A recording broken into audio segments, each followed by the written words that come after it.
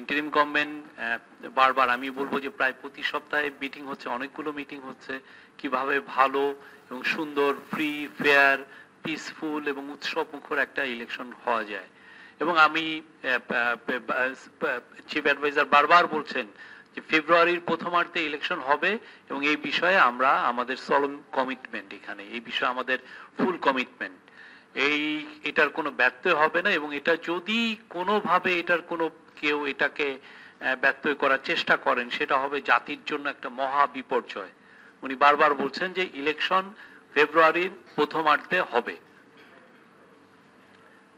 ইলেকশনের একটা বড় টেস্ট আমি বলবো যে আপনারা যদিও অনেকে এটাকে ডিসকাউন্ট করছেন, আমরা বলবো যে ডাকসুর ইলেকশনটা একটা বড় টেস্ট ছিল এবং এই টেস্টে আমাদের পার্টিগুলো, আমাদের সুধী সমাজ, আমাদের স্টুডেন্ট, শিক্ষার্থীরা সবাই আমরা বলবো যে একটা খুব ফ্লাইং কালার্সে আমরা উত্তরণ করেছি। এটা খুব ইম্পর্টেন্ট, এমন একটা ইলেকশন যেখানে একটা ইনসিডেন্ট ঘটেনি, এটা ল অ্যান্ড অর্ডার রিলেটেড একটা ইনসিডেন্ট ঘটেনি। 40,000 ছেলে মেয়ের মধ্যে 80% একটা টার্ন আউট হয়েছে। এটা একটা অ্যামেজিং একটা টার্ন আউট। এটা বোঝা যাচ্ছে যে এই যে আমাদের যে যারা ইয়াং ছেলে মেয়ে তারা কতটা আসলে কিনলি ছিলেন এই ডেমোক্রেটিক অ্যাক্টিভিটিসে তারা পার্টিসিপেট করার জন্য। এবং এটা আমি বলবো যে আগে আরো 2-3টে ইলেকশন সামনে আছে, প্রত্যেকটা ইলেকশনই আরো সুন্দরভাবে হবে এবং যে আমাদের পার্টিগুলো যা দেখিয়েছেন সোফার তাদের আরো সামনে আরো মানুষের কাছে আরো সুন্দরভাবে তাদেরকে প্রেজেন্ট করবেন।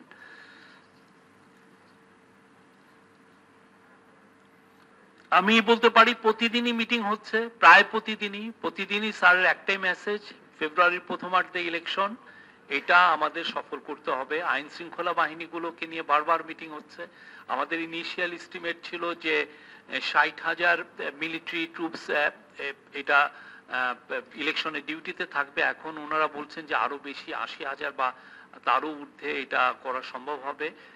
ইন এডিশন প্রায় 8 লক্ষ police, Ansar, coast guard, BGB এরা তো থাকছেনই। এটা কিন্তু একটা ইলেকশন তো শুধুমাত্র আপনি যে 47,000 আপনার ভোটিং সেন্টার এবং আরো বোধহয় আরো বেশি ভোটিং বুথ, তো ইলেকশন তো শুধুমাত্র আমি যদি আপনি এই 8 লক্ষ ল এনফোর্সিং এজেন্সির মেম্বারকে যদি ভাগ করে দেন, ওইটা কিন্তু খুব বেশি হয় না, 4-5 জন এক একটা ইয়েতে। তাতে ইলেকশন আসলে করে হচ্ছে সোসাইটি, ইলেকশন করে পলিটিক্যাল পার্টিগুলো, এবং এটা কম্পিটিটিভ অ্যাটমসফিয়ার থাকলে এবং ওই গ্রাসরুটে সবার মধ্যে যদি যে না আমরা একটা ভালো ইলেকশন করব, এইটা যদি থাকে আমার মনে হয় একটা খুবই ভালো ইলেকশন হবে। এবং সেটার একটা রিফ্লেকশন আমরা দেখেছি ডাকসুতে, এবং এটা হবেই। এটা এই জন্য হবে কারণ হচ্ছে যে মানুষের এখানে গভর্নমেন্টের কোনো পক্ষপাতিত্ব নাই। গভর্নমেন্ট নির্মোহভাবে তার ল এনফোর্সিং এজেন্সিকে দিয়ে চেষ্টা করবেন যে সর্বোচ্চ সিকিউরিটি দিতে, সর্বোচ্চ শান্তিপূর্ণ পরিবেশটাকে বজায় রাখতে। এটা হলে আর মানুষ যদি বন্যার মতো, বানের, যেটা কবিরা বলেন বানের জলের মতো যদি মানুষ ভোট দিতে আসেন, কারো সামর্থ্য নাই এই ভোটটাকে ডিসরাপ্ট করার, কারো সামর্থ্য নাই। মানুষের আগে যেটা ছিল হাসিনার আমলে, তারা ইচ্ছা করে, সরকারের তো ইচ্ছাই ছিল ভালো ভোট যাতে না হয়, সাথে হচ্ছে এই পলিটিক্যালি মেসেজটাই ছিল পলিটিক্যাল পার্টি বা গ্রাসরুট অ্যাডমিনিস্ট্রেশনকে যে ভোটটা যাতে দলকানা হয়, ভোটটা যাতে চুরি হয়। তো সেই ক্ষেত্রে তো এখানে সবাই মিলে যদি আমরা অনেস্ট থাকি আমাদের চিন্তা ভাবনা এবং আমাদের কি কাজটা আমরা করছি সে বিষয়ে, ইলেকশন আমি ব্যক্তিগত মনে করি এবং আমাদের গভর্নমেন্ট মনে করে যে এটা খুবই ভালো হবে, ফ্রি, ফেয়ার, পিসফুল একটা ইলেকশন। অনেক বক্তব্য আসছে, অনেক রিফর্মের কথা আসছে। আমি এটা এখানে আমার পার্সোনাল বক্তব্য হচ্ছে যে আমরা একটা রিফর্মের জার্নিতে ঢুকেছি, সামনে আরো রিফর্ম নিয়ে অনেক আলাপ হবে, অনেক ট্রায়াল অ্যান্ড এরর হবে। একটা ইলেক্টেড গভর্নমেন্ট যখন টেক ওভার করবেন, অনেক কিছু এই রিফর্ম যেগুলো নিয়ে আলাপ হয়েছে সেগুলো কিছু কিছু মনে হবে যে হলো ছিল, কিছু কিছু মনে হবে যে না আরো একটু টাইটেন করা যেত, আর একটু। সেটা আমার মনে হয় যে আমাদের এই কথাবার্তাটা এটা সামনে চলতেই থাকবে। এটা 1-2 দিনের বিষয় না, এটা 2-3 মাস 5 মাসেরও বিষয় না, এটা আরো 2-3 বছরের একটা বিষয়। এবং ইভেন্চুয়ালি আমার যেটা মনে হয় যে উইল হ্যাভ এ ফ্যান্টাস্টিক মানে পলিটিক্যাল সেটেলমেন্ট। কিছু কিছু বিষয় আছে, আমি আবারও বলি, অনেকে আমাদের গভর্নমেন্টের পারফরমেন্সের কথা বলছেন। আমি আবারও বলি যে এই আলাপটা অনেক ক্ষেত্রে যেটা হচ্ছে যে অনেকে যারা করছেন না পাওয়ার বেদনার থেকেও এই আলাপগুলো আসছে, আমরা দেখছি। আমরা মনে করি একটা গভর্নমেন্টের পারফরমেন্সে তো আপনি 100-200টা স্ট্যাটিস্টিক্স থাকে, আপনি সবগুলো মিলে ধরেন আপনার সামনে।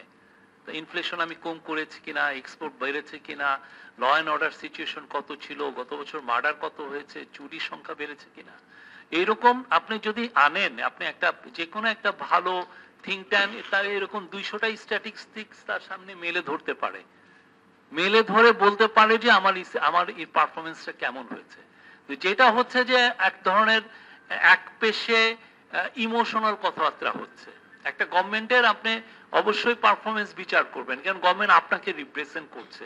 আপনি তার পারফরমেন্সটা বিচার করার জন্য তো অনেকগুলো আপনার বেঞ্চমার্ক আছে। আপনি এইটা দেখেন, আমি স্টক মার্কেটে কি খারাপ করছি, আমি করাপশন ইন্ডেক্সে আমার অবস্থাটা কিরকম, আমি ফরেন ডাইরেক্ট ইনভেস্টমেন্ট কি আমি আনতে পারছি, আমার অনেকগুলো একটের পর এক, আমার কি পভার্টিতে কি আমি ফেল করছি, আমার গ্রোথের অবস্থাটা কিরকম, প্রত্যেকটা বিষয়, এক্সপোর্টে আমার কি বাড়লো বা নতুন মার্কেট কি আমি পাচ্ছি, এগুলো না দিয়ে যেটা হচ্ছে যে ওনারা কিছুই পাচ্ছেন না, ওনারা কিছু, আপনি দেখেন 200টা স্ট্যাটিস্টিক্স আনেন, দেখেন 13 মাস, এটা খুবই post revolution time in any part of the world is a খুবই মানে অনেকের দেশে ক্যাওটিক সিচুয়েশন হয়।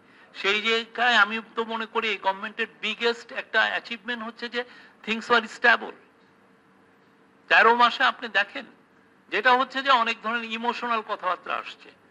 আমরা আপনার ক্রিটিসিজমকে, এই গভর্নমেন্ট আপনার ক্রিটিসিজমকে ভ্যালু করে, সম্মান করে, কিন্তু আমরা চাই যে আপনার ক্রিটিসিজমটা করবেন বেসড অন ফ্যাক্টস।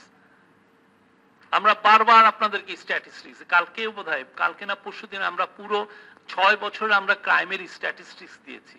আমরা বলছি এই জায়গায় বেড়েছে, এই জায়গায় কমেছে, এই জায়গায় ইয়ে আছে, কিন্তু তা না করে যেটা হচ্ছে যে অনেক ধরনের, বিশেষ করে ইউটিউবে আমরা যেটা দেখছি এটা তো ভয়ানক। সারাদিন এসে আপনি একটা একের পর এক মিথ্যা কথা বলছেন। ফ্রিডম অফ প্রেস তো আমরা চাই যে সবাই ফ্রিডম অফ প্রেসকে আপনি আপহোল্ড করেন, আপনাকে তো কেউ রাইট দেয় নাই যে আপনি মিথ্যা কথা বলবেন সারাক্ষণ এসে। এবং মানুষের সবচেয়ে বড় কথা এর মধ্যে যেটা হয়েছে, আমাদের একটা চেঞ্জ হয়েছে, আমরা সেই তো ইত্তেফাক পড়ুয়া জেনারেশন নাই। ইত্তেফাক, ডেইলি স্টার, প্রথম আলোর থেকে আমি আমার প্রাইমারি ইনফরমেশনটা আমি নিচ্ছি না, আমি ইনফরমেশন নিচ্ছি ইউটিউব থেকে, ইউটিউব কমেন্টেটরের থেকে। সে যদি এসে প্রতিদিন বলে যে এই অবস্থা খারাপ, মিলিটারির মধ্যে একদমের টার্মোইল চলছে, এই যে আপনি প্রতিদিন আপনি ইনস্টিগেট করছেন, প্রতিদিন আপনার এটা কোন সিভিল সোসাইটি, কোন দেশ এগুলো অ্যালাউ করে? আবার আমি যদি এটা নিয়ে একটু কথা বলতে চাই, এই গভর্নমেন্ট ফ্রিডম অফ প্রেসে বিশ্বাসী না, এই ধরনের কথা আমাদেরকে শুনতে হবে। আর সেই জন্য ইন্টারিম গভর্নমেন্টের উপরে এত ধরনের আপনার রেসপন্সিবিলিটি, এত ধরনের আপনার চাওয়া, কিন্তু এইটা তো এমন একটা সিচুয়েশন, এখানে তো সবারই তো রেসপন্সিবল বিহেভিয়ার করা উচিত। এই জায়গাটা এই জায়গাটা আমি যেটা পার্সোনাল, এই যেটা বললাম সেটা আমার পুরো পার্সোনাল ইয়ের থেকে। মবের আমরা বলছি দাঙ্গা বেড়েছে, পুলিশেও দেখাচ্ছে, পুলিশের স্ট্যাটিস্টিক্সও বলছে যে বেড়ে গেছে, কিছু কিছু জায়গায় বেড়ে গেছে, কিন্তু একটা দেখা যাচ্ছে যে প্রতিটা প্রোটেস্টকেই, অনেক প্রোটেস্টকেই দেখা যাচ্ছে আপনি মব হিসাবে আপনাকে হাজির হিসাবে করছেন। এটা কি মব ছিল নাকি এই যারা এই প্রোটেস্টটা করছে তাদেরকে আমি চিনি, তার প্রোটেস্টার মধ্যে কি কোনো মিনিমাম লেজিটিমেসি আছে কিনা সেটা না, কিন্তু এই প্রোটেস্ট হচ্ছে, ওকে আপনি বলছেন যে এই মব হচ্ছে, তাহলে আপনি প্রোটেস্টটা কি, এই প্রোটেস্টটা কোনটা, মব কোনটা, সেটাও অনেক জায়গায় গুলিয়ে ফেলছেন অনেকে। আরেকটা হচ্ছে যে আমরা গোয়ালন্দের জায়গায়, বা আমি নিজে পার্সোনালি একটা যে জিনিস মনিটর করি, আমাকে বলাও হয়েছে, সেটা হচ্ছে যে মাজারগুলোর অ্যাটাকের ক্ষেত্রে আমরা যেটা দেখছি সেটা হচ্ছে যে এই গভর্নমেন্টের তো গ্রাসরুটে পলিটিক্যাল অ্যাক্টিভিস্ট নাই, যে মাজার অ্যাটাক বলেন বা বলেন, সেগুলো আগে পলিটিক্যাল গভর্নমেন্ট গুলো 54 বছর ধরে এগুলো ট্যাকেল করেছে। স্থানীয় এমপি, উপজেলা চেয়ারম্যান, ইউপি চেয়ারম্যান, স্থানীয় বড় পলিটিক্যাল পার্টির লিডাররা। এটাকে আপনি যদি লয়েন, আপনি 5,000 লোক প্রোটেস্টার, সেখানে পুলিশ আছে 50 জন, আপনি কিভাবে এটাকে ইয়ে করবেন? আমি আর আমার তো পলিটিক্যাল, এটা যদি বিএনপির সময় হতো, আওয়ামী লীগের সময় হতো, বা অন্য কোনো ইয়ে হতো, তারা কি করতেন? তাদের গ্রাসরুটকে অ্যাক্টিভেট করতেন, এমপি ফোন দিতেন তার এলাকার, এইগুলো কি হচ্ছে। এখন আপনি যদি বলেন যে 5,000-এর এগেন্সে 500 জন, ডিসপ্রপোর্শন 50 জন, পুলিশ কখনো এটা করতে পারবে না। এখানে প্রত্যেকটা পার্টির রেসপন্সিবল বিহেভিয়ার হওয়া উচিত। এই জায়গাটায় ইন্টারিম গভর্নমেন্ট শুধুমাত্র আপনি এটাকে ল অ্যান্ড অর্ডার সিচুয়েশন হিসাবে যদি এটা নেন, এটার পক্ষে সত্যিকার অর্থে, এটা আমি পার্সোনালি মনে করি, আমি এই থানার পুলিশদের সাথে কথা বলছি, তারা সবাই কিন্তু এই কথাটা বলছেন যে এখানে পলিটিক্যাল পার্টির লিডাররা যদি সবাই তাদের ইয়েকে না নিবৃত করেন, তাহলে তো এটা হয় না। কেননা কোনো না কোনো ভাবে এইটার সাথে গ্রাসরুট পলিটিক্যাল পার্টিগুলোর লিডাররাও সম্পৃক্ত হয়ে যান কিছু কিছু ক্ষেত্রে। এই জায়গাগুলো সত্যিকার অর্থে সবাই মিলে, আমরা একটা ভালো ইলেকশনের আগে সবাই মিলে এই জায়গাগুলো আমার মনে হয় অ্যাড্রেস করা উচিত। এটা again, this is my very much personal opinion, এটা আমার গভর্নমেন্টের ইয়ে না, আমি যেটা দেখছি সেটা আমি বলছি। এই জায়গাগুলো আগে 54 বছর ধরে আপনি দেখেন, এটা কি, আমার তো ইন্টারিম গভর্নমেন্টের তো পলিটিক্যাল উইং নাই, যে Goalanda unit of interim government political, সে এটা সবার সাথে। এখানে বড় বড় পার্টিগুলো সত্যিকার অর্থে এই জায়গাগুলো আমাদের ইয়ে করে, না হলে বাইরে যে মেসেজ দেয় যে এটা বাজে মেসেজ, যে আমাদের মধ্যে ওই অসহিষ্ণুতাটা বাড়ছে, এটা তো বাজে কথা। এবং আমাদের অবশ্যই আমাদেরকে আমাদের ডাইভার্সিটিকে আপহোল্ড করতে হবে। এই ছিল আমার, আর নতুন এখানে আর কিছু অ্যাড করার নাই। আমরা আবারও বলছি, আগামী ফেব্রুয়ারি ইলেকশন খুবই সুন্দর, সফল, পিসফুল ইলেকশন হবে এবং আমরা সবাই একসাথে আনন্দমুখর পরিবেশে ভোট দিব। Thank you. আমি এটা পলিটিক্যাল পার্টির ঐক্যমত কমিশনের বিষয়। Thank you. ধন্যবাদ শফিক ভাই। আমরা প্রায় অনুষ্ঠানের শেষ পর্যায়ে, আমি জানি প্রায় 2:15 বেজে গেছে, সময় দিব না, জাস্ট দু একটা